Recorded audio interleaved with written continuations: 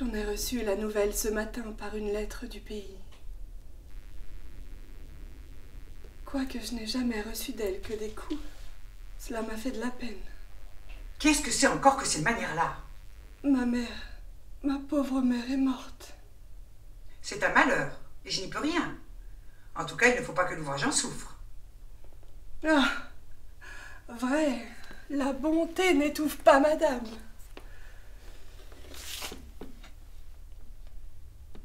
C'est drôle tout de même. Tant qu'elle vivait, je ne pensais presque jamais à elle. Je ne lui écrivais qu'à mes changements de place et uniquement pour lui donner mon adresse. Elle m'a tant battue. J'étais si malheureuse avec elle qui était toujours ivre. Et d'apprendre tout d'un coup qu'elle est morte. Voilà que j'ai là mon deuil et que je me sens l'âme plus seule que jamais.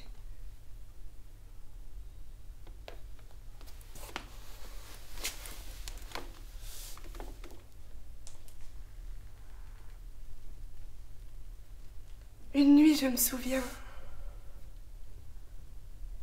J'étais bien petite pourtant.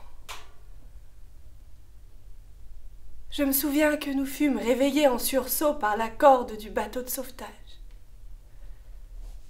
Mon père m'enveloppa à la hâte d'un gros châle de laine et se dirigea vers le môle. Je le vois encore.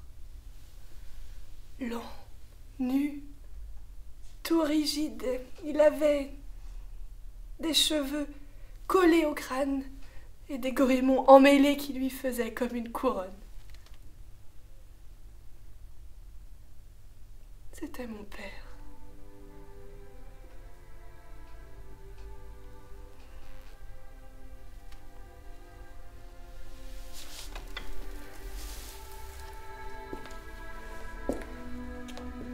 Il est 2 heures du matin.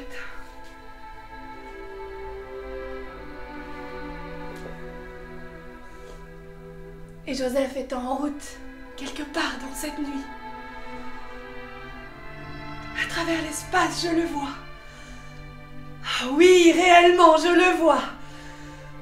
Grave, songeur, énorme dans un compartiment de wagon.